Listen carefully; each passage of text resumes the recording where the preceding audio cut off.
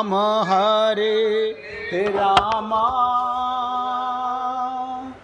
राम राम हरे हरे हरे कृष्ण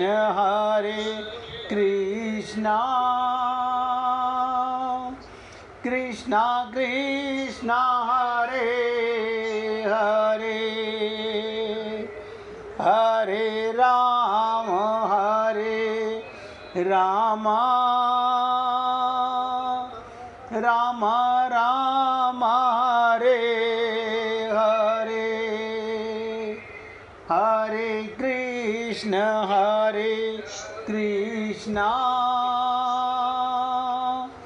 कृष्ण कृष्ण हरे हरे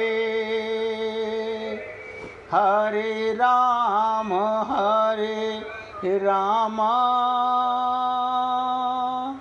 राम राम हरे हरे हरे कृष्ण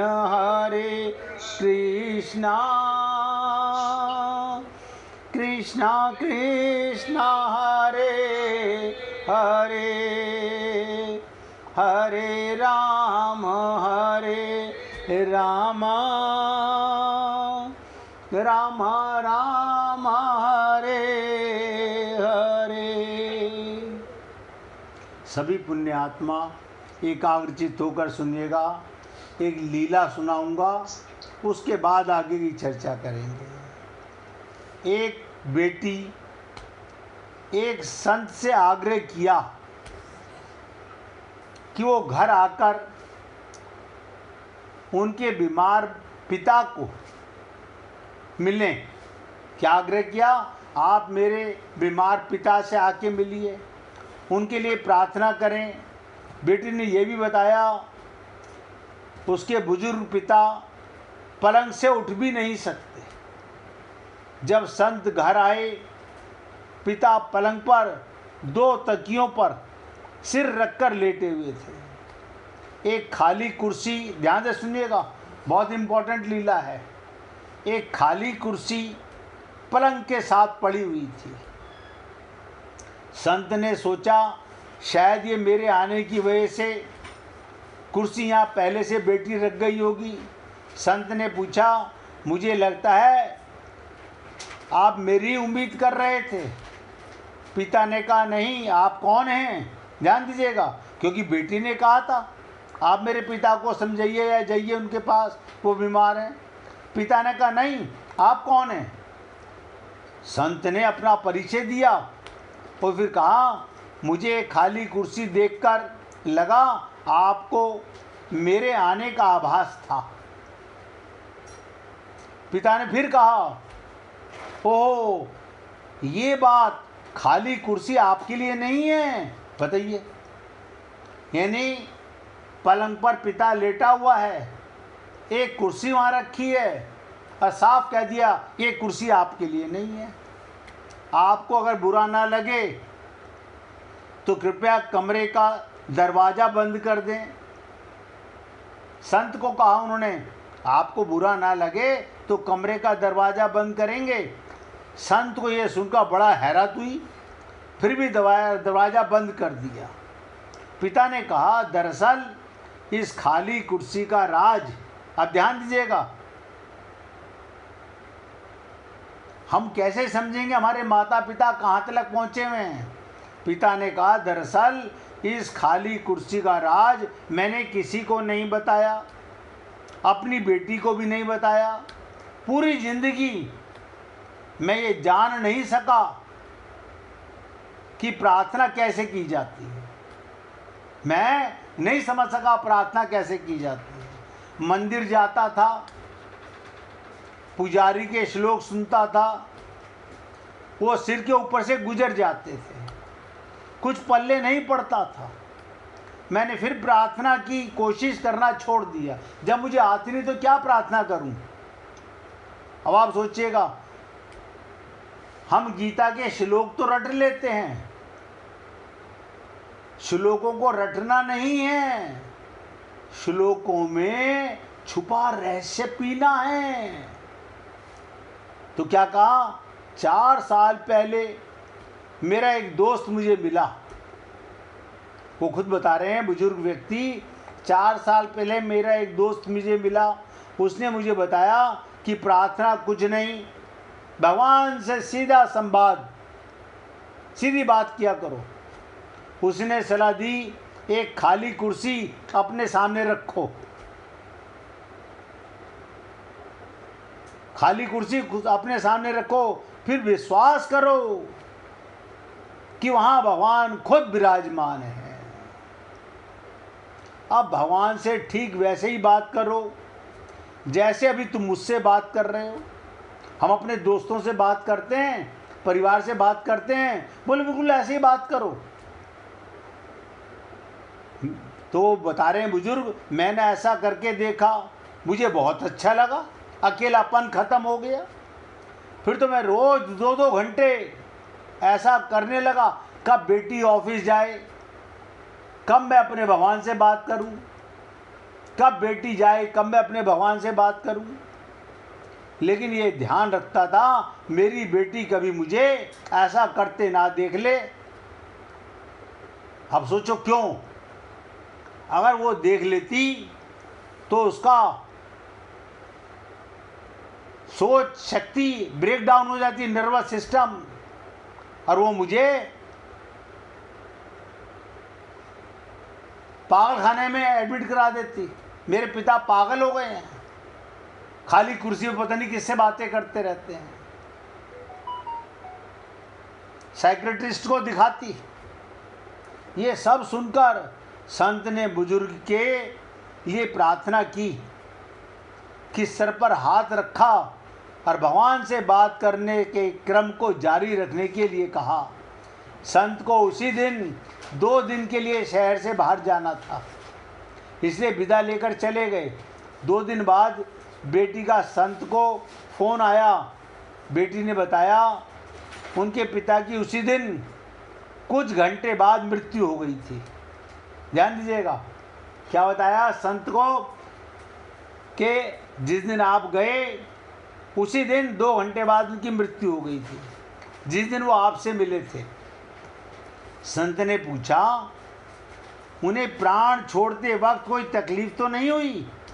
बेटी ने जवाब दिया, नहीं, मैं जब घर से काम पर जा रही थी तो उन्होंने मुझे बुलाया, मेरा माथा प्यार से चूमा। ये सब करके उनके चेहरे पर ऐसी शांति थी जो मैंने पहले कभी नहीं देखी।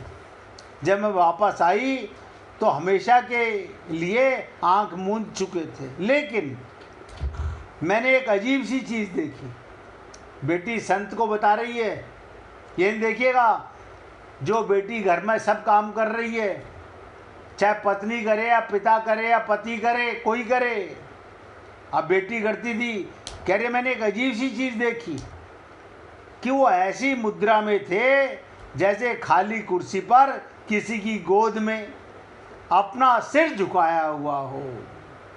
संत जी पूछ रही है, संत जी वो क्या था? ये सुनकर संत की आंखों से आंसू बह निकले। बड़ी मुश्किल से बोल पाए, काश मैं भी जब दुनिया से जाऊं तो ऐसे ही जाऊं कि भगवान की गोदी में मेरा मस्तक हो, मेरा ध्यान भगवान में हो। हे पुण्य आत्माओं, ये छोटी छोटी लीलाएं हम आपके सामने इसलिए सुनाते हैं जिससे आप और हम लोग कभी अपने आप को अकेला ना महसूस करो। आप अकेले कभी होते ही नहीं हो। आप भगवान से बात करो कि ना करो, मैं चैलेंज से कहता हूँ, कभी अकेले नहीं होते। अगर बात करते हो तो देखो, वो इतना बातून है भगवान, वो रह नहीं सकता, रात को उठा लेगा तुम्हें।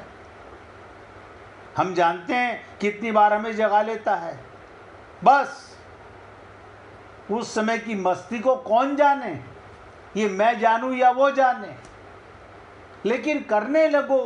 वो आपके अंदर ही बैठा हुआ है, आपको भ्रम है कि भगवान बाहर है। भगवान कह रहे हैं मोह को तू क्या ढूंढे रे बंदे, मैं तो तेरे पास, इतना पास जितना आपका शरीर भी पास नहीं है। उम्मीद करता हूं आज से आप अपने जीवन में अकेलापन कभी मत लाना। भगवान को प्रेमी बनाओ, पति बनाओ, पिता बनाओ, सखा बनाओ, किसी भाव से भगवान से अपना संबंध बनाओ और उससे बातें करो। आप बहुत ध्यान से सुनिएगा, ये बीच बीच में क्यों लीला सुनाता हूँ, जिससे कि आपका मन वापस उसी जगह जा सके कि अब आज से हम प्रत्येक कर्म भगवान के लिए करेंगे। संपूर्ण सृष्टि, सारी सृष्टि, सारा संसार प्रकृति का कार्य है और शरीर सृष्टि का एक अंश है। यानी शरीर क्या है? प्रकृति का एक अंश है। जब तक शरीर के प्रति ममता रहती है, ध्यान दो, जब तक शरीर के प्रति ममता रहती है तभी तक राग द्वेष होते हैं। अब बताइए, हम शरीर से बड़ी ममता करते हैं, ये प्रकृति का अंश है।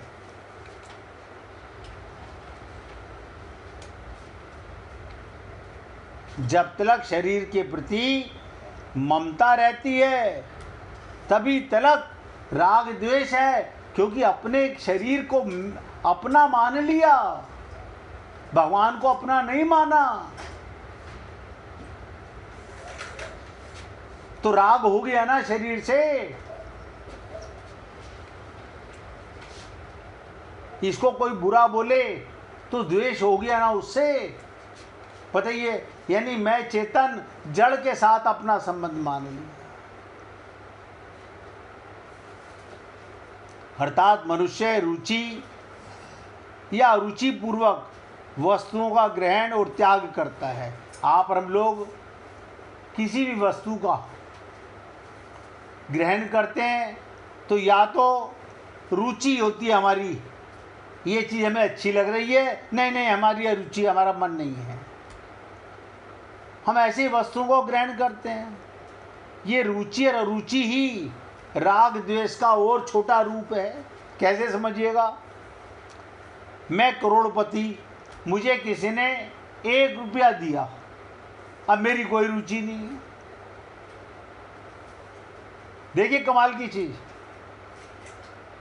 1 से ही लाख होता होगा, 1 से ही करोड़ बनते होंगे, लेकिन 1 रुपये की कीमत मेरे लिए कुछ नहीं थी, उस रुचि नहीं है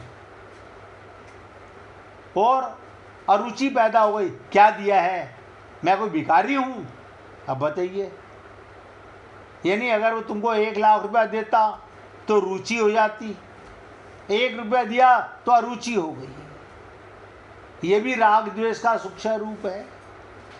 राग द्वेष पूर्वक प्रवृत्ति या निवृत्ति होने से राग द्वेष पुष्ट हो जाता है। हमारी किसी चीज़ में अपनापन और किसी में अपनापन ना, ये भी राग द्वेष को पुष्ट करने वाला है। परंतु शास्त्रों को सामने रखकर, अपने संत महात्माओं को सामने रखकर किसी कर्म में प्रवृत्त और निवृत्त होने से राग द्वेष मिट जाता है। यानी शास्त्रों को सामने रखकर, अपने गुरु को सामने रखकर, आदर्श को सामने रखकर भगवान के निमित्त कर्म करने से प्रवृत्ति और निवृत्ति, राग और द्वेष सदा के लिए मिट जाता है। कारण कि शास्त्र के अनुसार चलने से अपनी रुचि और अरुचि का मुख्यता नहीं रहती। यदि कोई मनुष्य शास्त्र को नहीं जानता तो उसके लिए वेद व्यास जी ने क्या कहा पद्म पुराण में, ध्यान से सुने। पद्म पुराण में, ये सारे पुराण वेद व्यास जी द्वारा रचित हैं।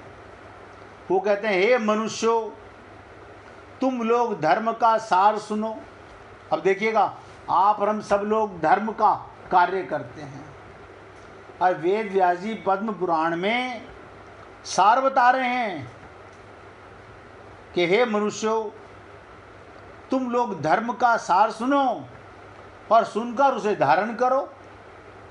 पहले सुनो फिर उसे धारण करो। धर्म का सार क्या है? धर्म का निचोड़ क्या है? कि जो हम अपने लिए नहीं चाहते, जो हम अपने लिए नहीं चाहते वो दूसरों के प्रति कभी ना करें, ये धर्म है। आप देखिएगा, अक्सर लोग वाग एक दूसरे की बुराई करते हैं, अक्सर, क्यों जानते नहीं हैं। वो सोचे मैं तेरे को बता रहा हूँ, तुम किसी से कहना मत ही। कभी ये सोचा कि कोई तुम्हारी ही बुराई करता होगा तो तुम्हें कैसा लगेगा? वो सुनने वाला मूर्ख है। वो सोचता होगा आज ये मेरे से किसी की बुराई कर रहा है, कल किसी और के सामने मेरी बुराई करता होगा। अब आप सोचिएगा, लेकिन आप और हम लोग मन के गुलाम होने के कारण इन जरा सी बातों को समझ नहीं पाते, गहराई से पकड़ नहीं पाते हम लोग।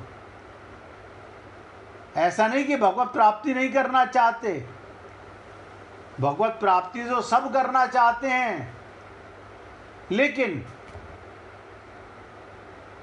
समझ ही नहीं पाते। तो भगवान क्या कहा वेद व्यास जी ने? धर्म का सार।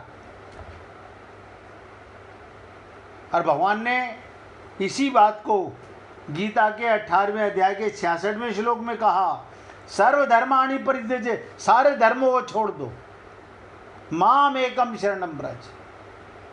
वरना हर व्यक्ति मेरा धर्म ज़्यादा अच्छा है, तुम्हारा धर्म अच्छा नहीं है, मेरा भगवान ज़्यादा बड़ा है, तुम्हारा भगवान छोटा है।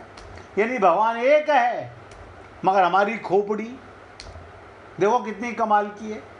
मेरा धर्म अच्छा, मेरा भगवान अच्छा, तुम्हारा भगवान छोटा, मेरा भगवान बड़ा। पहले मेरा भगवान आया था, बाद में तुम्हारा भगवान आया था। ये कौन लोग हैं जिनको ज्ञान नहीं किसी बात का? कहते हैं जो अपने लिए ना ही नहीं चाहते उसको दूसरे के प्रति ना करो, ये धर्म है। जीवन मुक्त महापुरुष भी, ध्यान दीजिएगा, जीवन मुक्त महापुरुष भी शास्त्र मर्यादा को आदर देते हैं। इसलिए यानी शास्त्र मर्यादा को इसलिए ध्यान दो, श्राद्ध में पिंड दान करते समय पिताजी का हाथ प्रत्यक्ष दिखाई देने पर भी भीष्म पितामह ने शास्त्र के अनुसार कुशों पर ही पिंडदान किया। भीष्म पितामह के पिंडदान करते हुए उनके पिता का हाथ सामने आया, लेकिन उन्होंने फिर भी शास्त्र के अनुसार कुशों पर ही पिंडदान किया। अतः साधक को संपूर्ण कर्म शास्त्र के अनुसार करने चाहिए। राग द्वेष मिटाने के इच्छुक, अब ध्यान दीजिएगा, अगर आप और हम लोग राग द्वेष से बचना चाहते हैं, अपनी अज्ञानता से, यानी ऐसा समझिए हमारे ऊपर एक कलंक लगा हुआ है। क्या कलंक? इसी के कारण हमें आज तक भगवत प्राप्ति नहीं है। हम भगवान की बहुत पूजा करते हैं, लेकिन राग भी करते हैं और द्वेष भी करते हैं। नतीजा ठन ठन गोपाल, सब पूजा बेकार, 0/100। इसलिए मैं आपसे निवेदन करने जा रहा हूं, 1 मिनट कीर्तन करने के बाद, ये बहुत इंपॉर्टेंट बात है। अगर आप और हम लोग केवल सुनना चाहते हैं, बहुत से लोग आप बता दीजिए हमें अच्छा लगेगा, हम मान लेंगे। हमें अच्छा नहीं लगेगा, हम नहीं मानेंगे, कोई बात नहीं, मैं तो बताऊंगा, लेकिन ये आपका और हमारा पर्सनल डिसीजन है कि हम क्या करना चाहते हैं और क्या नहीं करना चाहते। 1 मिनट भगवान का कीर्तन करो, फिर आगे चर्चा करेंगे। हरि बोल हरि बोल, हरि हरि बोल, हरि बोल।